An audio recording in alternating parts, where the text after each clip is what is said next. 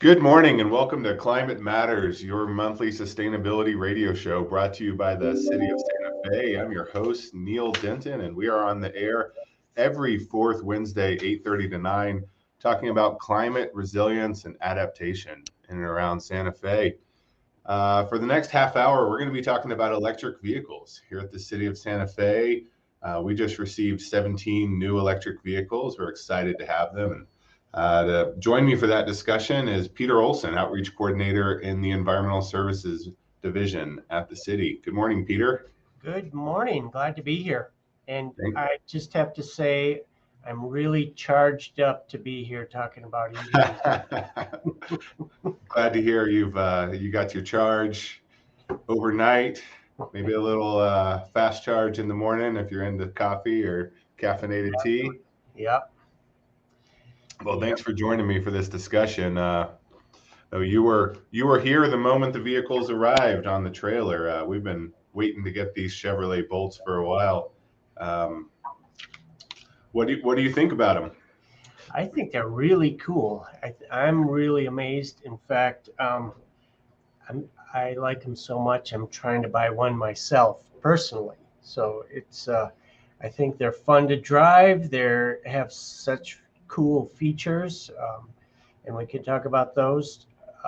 But seeing those those cars offloading off the truck was very exciting, and I think it'll be a really good thing for the city too. I know a lot of people are excited to get their new electric vehicle.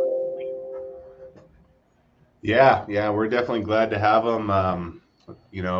Right after this radio show, I'm going to be delivering the last tranche of them to their destinations, bringing one of them over to the airport, bringing one of them to our facilities division. They're going all across the city. We've already delivered a bunch to parking. City parking enforcement vehicles will be 100% electric, at least some of them, not all of them. They're working on getting the lights on them. So that's pretty cool. Um, what are some of the features you like in these cars? Well, I like the fact that I'll never have to buy a tank of gas again for the car, get around. Yeah, Um, just plug it in and charge it up, and off you go. I like, for me, I like the one pedal driving. There's you have an accelerator pedal and a brake pedal like every other car, but with one pedal driving in the city, especially, you can step on the gas and go. I guess we can't call it the gas pedal anymore. We have to call it an accelerator or something. accelerator. Yeah, So you have your foot on the accelerator, you press it, you go. When you come to a stoplight, which it seems like all the stoplights in town turn red when I pull up to them. right, So all, right. all you have to do is take your foot off the pedal, and the car slows down by itself. And while it's slowing down, it adds energy back into the batteries. So it regenerates the batteries. Yeah, I like that feature too. It takes some getting used to just always having your foot on the pedal and knowing that when you're letting up, your brake lights are on. When you're sitting at a red light, you don't have to have your foot on the brake pedal. And I also like that you can turn that off. I'm delivering these electric vehicles to people across the city, and I don't want to have too many strange features they have to get used to. So I'll tell them it drives like a regular car. Also, if you want to turn this feature on, there's the button to do so. But anyone who's ever driven a golf cart, the same idea. You let up off the accelerator, and it's stopping for you, and it's a lot better on prolonging the life of your brakes because the automatic braking is a lot gentler than our feet. And if you don't like the pedal feature, the one pedal driving, that you can push the button like you said, and you'll turn that off. But there's also a toggle on the steering wheel that you can use. So if you have your one pedal driving off, but you still want to, you don't want to step on the brake or whatever, there's a toggle on the steering wheel that you can use on your left hand. Um, you squeeze that in, and it applies the brakes the same as if you or not the brakes, the regeneration feature. It applies that the same way as if you did have one pedal driving on. You just push the toggle and it slows you down to its stop. Yeah. Yeah. And these bolts, they have about a 260-mile range. And, for driving these city vehicles across town, I mentioned parking enforcement. Our seniors division is getting some vehicles. But a lot of these vehicles are being used to go pick up mail from City Hall, to drive across town, to go to meetings, things like that. So plenty of range to do what we need to do. And even if we needed to go down to Albuquerque to go to a meeting or something like that, we can get to and from Albuquerque on that charge, which is great. Here in our division here at the city, in the Environmental Services Division, we have some of the vintage electric vehicles, some 2017 vehicles, and they had a 100-mile range, which of course means we can't go to Albuquerque without charging and coming back. So it's great. We've gotten to the point, and Chevrolet's been at that point for many years now, maybe 5 years or so. They've had this 260-mile range in the Chevrolet Bolt, make it so you can get to Albuquerque and back. You can get back up La Bajada, no problem. It's something a lot of people don't realize about electric vehicles. You might think they don't have as much power as gasoline or diesel vehicles, but quite the opposite. There's a lot of torque when you don't have a transmission. It's just straight power to the electric motor. They certainly are zippy to drive. I mean, they're very, if you're not careful, you can squeal the tires from the stoplight, but we don't do that in city vehicles. Of course. And, one thing that's great about it for the city fleet is because so little maintenance is needed. They don't need oil changes. They don't have spark plugs. They barely have any fluids. They really just need brakes and tires for routine maintenance. We are saving money in the long term by buying these vehicles instead of just regular gasoline powered cars. With our fleet management policies, we're driving vehicles for 7 years or 115,000 miles. And, over that period, we're seeing a return on the investment, because electric vehicles are a little more expensive up front. We are able to get a great deal on this by utilizing price agreements where the auto companies will offer a lower price because their customers are buying in bulk. But that's a good thing for people to be aware of, that, not only are we, reducing our carbon footprint here at the city, but we're, freeing up tax dollars and being, just doing sound asset management here in the way that we maintain our fleet. When you're driving one of these Chevy Bolts, you really don't know that it's an electric car. It feels the same, it looks the same, it drives the same, except for the one pedal driving feature. Yeah.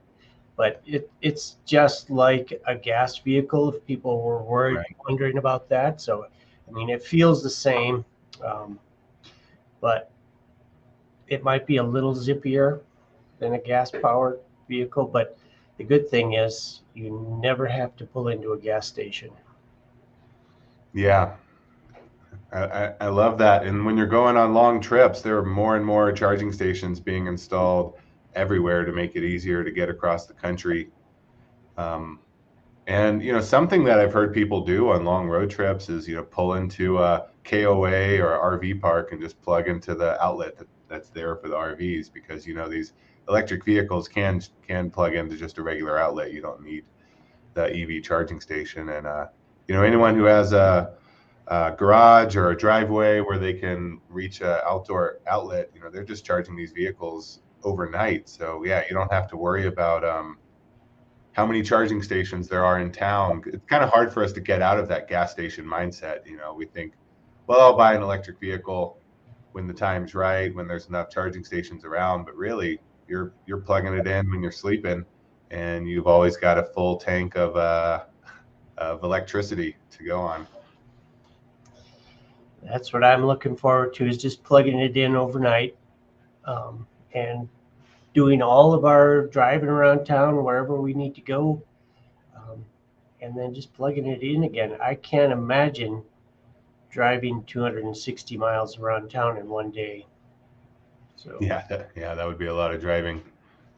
And we just updated what we call our greenhouse gas inventory. That's where we measure all the carbon dioxide emissions, the emissions that are coming out of our tailpipes, coming from the way that we produce our electricity, the natural gas we use in the whole city, not just City of Santa Fe operations. And the largest contributor to greenhouse gas emissions in Santa Fe and nationwide is transportation. So if you can't get there by bike or bus or foot, electric vehicle is the best thing you can do to reduce your contribution to that. It's not the silver bullet that's going to fix everything for us. It's just one tool in the toolkit. Because we got to get people out of those dirty vehicles, and it's not going to happen just with buses and bicycle and pedestrian infrastructure. So many of us have to commute from out of town.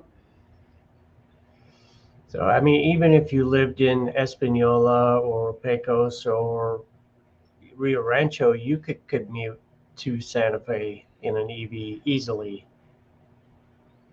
Easily, yeah. And part of this project, we're talking about these 17 new Chevrolet Bolts we got here at the City of Santa Fe. We're also installing electric vehicle charging stations at our public parking garages. One has been installed at the City Hall Convention Center parking garage there by the federal courthouse. The entrance is there, and another one has been installed at our Sandoval garage, right on the Water Street side of the parking lot. And just yesterday, they started the work at our rail yard garage, where we're installing a number of charging stations that the public will be able to use.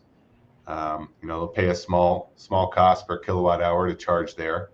And these are what are called level 2 charging stations. Do you know about level 2, Peter? I'm a little familiar. Essentially, it's like what you plug your dryer at home into, right? 220 volt. Yeah, that's the power that's getting delivered. And when you plug into one of those, depending on your vehicle, you're looking at a 4 to 8 hour charge. They're also what are called DC fast chargers. That's the kind they have at the big Walmart, at the Sprouts off Safrano, and that'll give you a full charge in 20 minutes. For our public parking garages, we wanted to install the kind with the slower charge. It's better for batteries, and people parking in those garages are likely to be going out to eat or going shopping or doing something around the plaza, maybe going to an event at the convention center where they can just have their vehicle plugged in while they're at the event or dinner or whatever they're doing. So how much would it? I mean, you said 4 to 8 hours on a level 2 charge. Yeah. How much would that cost somebody? Do you have any idea? Well, I know, the equivalent is it costs about $1 in electricity to travel the same distance as a gallon of gas. It's hard to, how much it would cost someone plugging in depends on how empty their battery is. It's 20 cents a kilowatt hour. I don't expect a whole lot of mathematicians out there to start doing the math right now. But yeah, basically you're paying $1 per gallon. And so you can travel 30, 40 miles on a dollar with an electric car. Yeah. Great way to free up some money in your household. And the price on the electric vehicles themselves has been dropping year over year as more people buy electric vehicles. The price of the battery is going down because companies are ramping up production, building new factories, things like that. Just basic economics. The more that something's bought, the price is going to go down. So it's not the days of old where only people who could afford expensive Teslas are the ones driving electric vehicles. Every auto company, if anyone who watches commercials has noticed, basically every auto company is selling electric vehicles right now. It seems like every car commercial is about an electric vehicle. And it is amazing. A Chevy Bolt in particular, you could buy a brand spanking new 2023 Chevy Bolt for a sticker price less than $30,000. It's a very inexpensive car compared to every other kind of new car out there.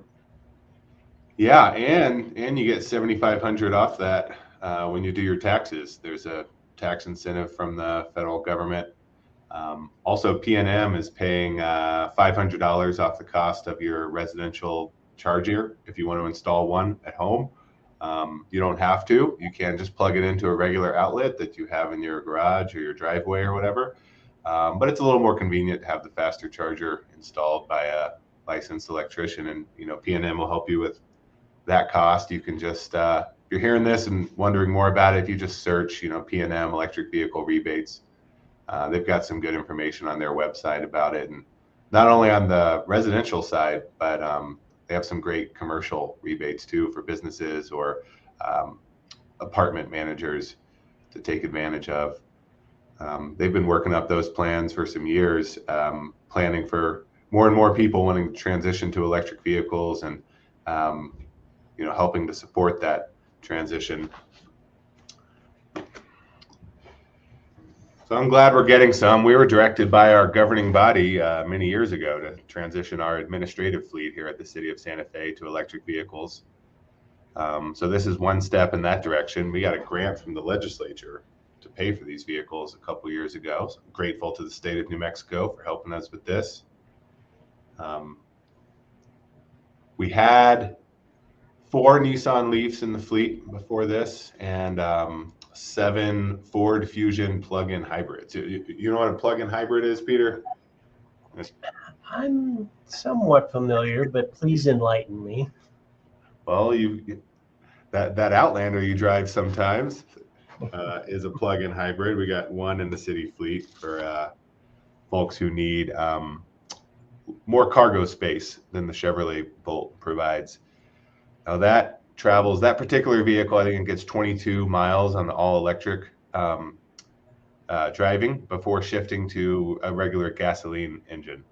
So the plug-in hybrids are a great solution for people who are not sure they're ready for the 100% electric vehicle and everything that comes with it, because you'll always have that gasoline engine as a backup.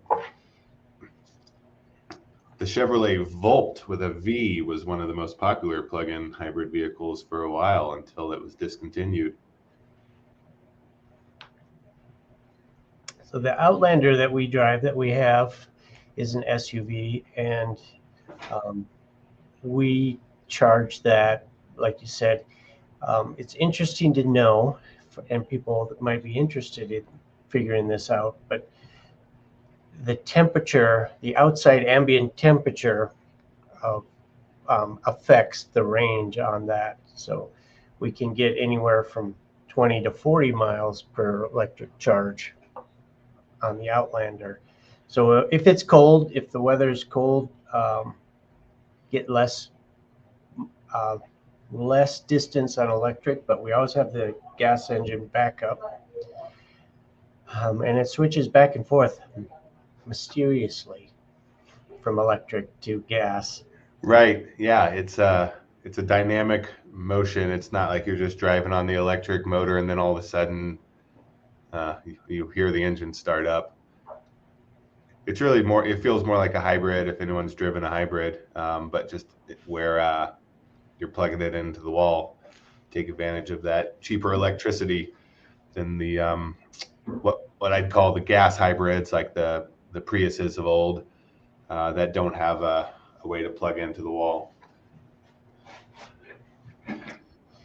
And it also has a regenerative ability. So when you coast, take your foot off the accelerator pedal and you coast, it recharges. So your in-town mileage on electricity is way better than highway mileage, or at least for electric driving.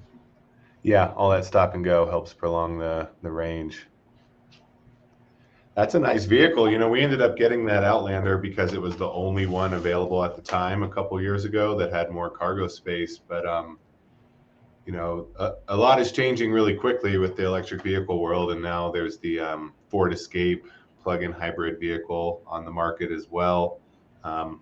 Ford has a few new vehicles out that are I know people are excited about, that Mach-E Mustang and the F-150 Lightning.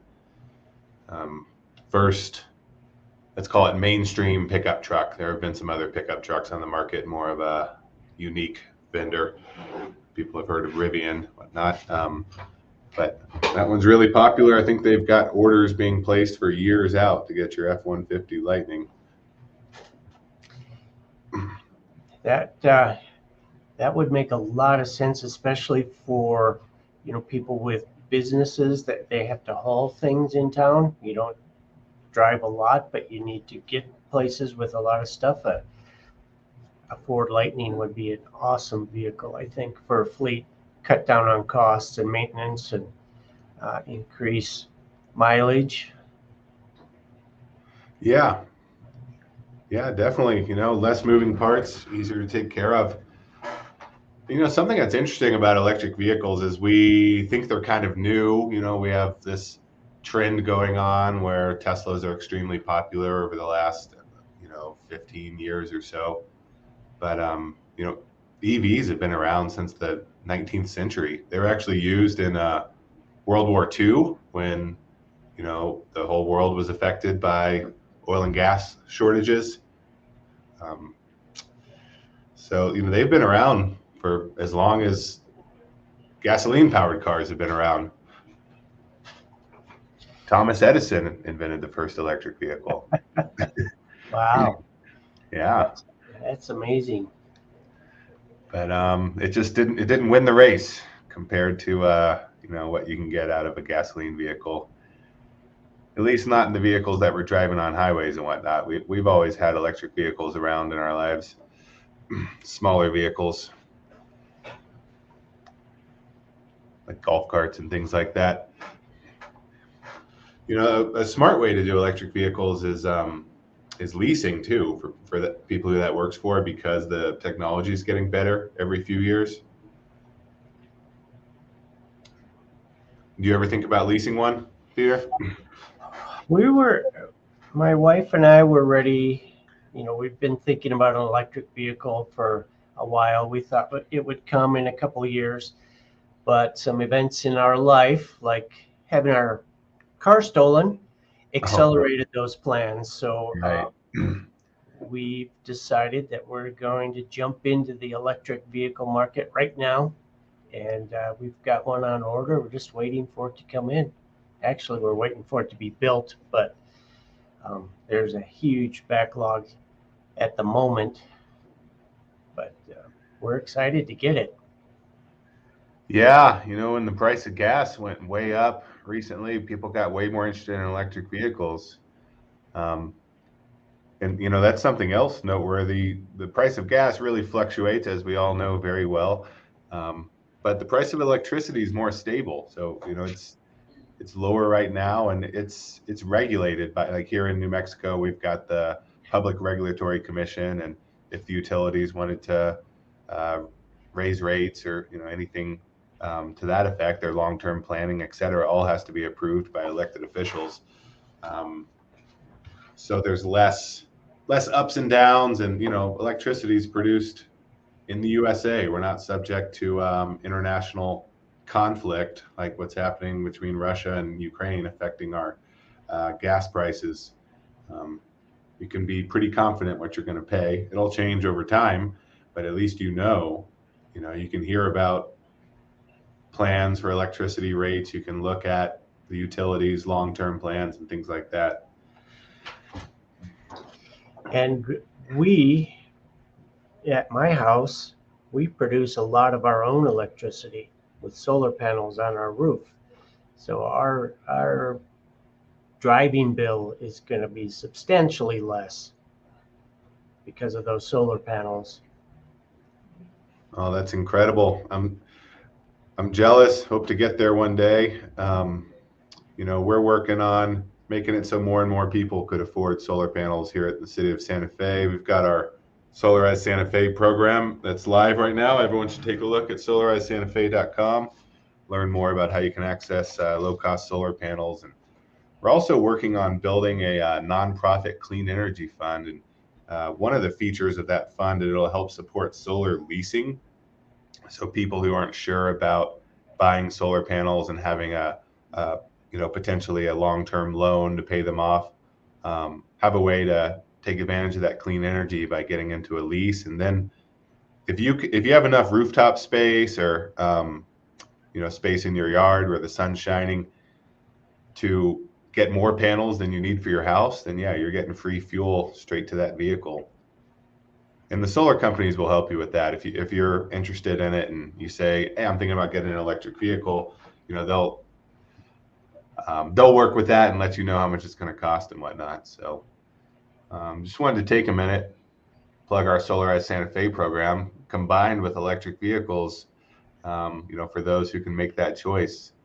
It's a great way to go. And, most of these auto companies, if you have good credit, you can get a 0% interest loan, start paying for your electric vehicle, saving on your electricity bill with your solar payments, and might be able to make the math work out where you eliminate your gasoline bill, eliminate your electricity bill, and your payments for your new solar loan and your electric vehicle are the same amount you were paying before. My electric bills for most of the year are $8 a month. Wow, I'm jealous. I just got mine yesterday. It was $85 that I'd rather not pay. Pretty consistently there. I think solar leasing will work for my household well. Yeah, I think, it's amazing. We have these things on the roof that collect energy from the sun and turn into electricity that we're going to use to get around town. It's like free energy. Yeah. Do you feel like you've like won the game of life with that decision? I feel like I'm one solar panel away from winning. Okay, great. Need one more. All right. One more, maybe. Someday I want to add a battery bank so that we could be totally off grid and have all of our energy needs met, electric needs met just by what we gather from the sun. It won't be long, and I think we'll be able to do that. Yeah, and I think some changes have to happen in terms of regulations and technology, but technically your Chevrolet Bolt could be your battery bank. Yeah. Not at this time, but the possibility is there. There needs to be a mechanism for those electrons to come off the vehicle and back into the house. But in some states, they allow for that. It's called vehicle to grid technology.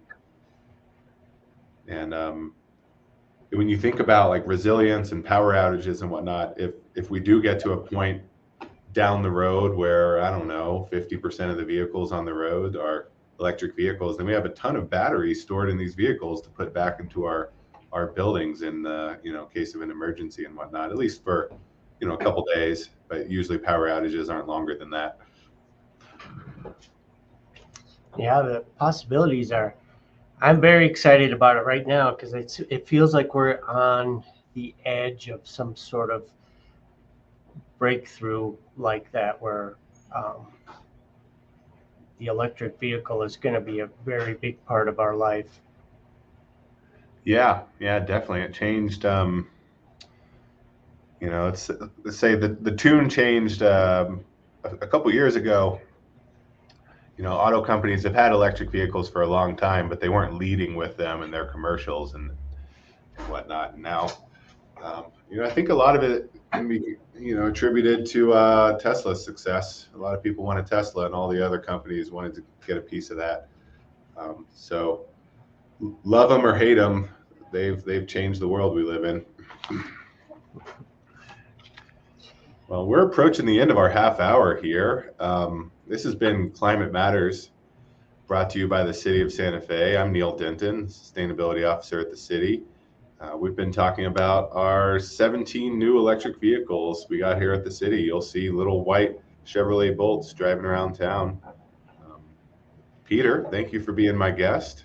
Thank you for having me. I'm always happy to talk about EVs. All right, great. Let's do it again sometime.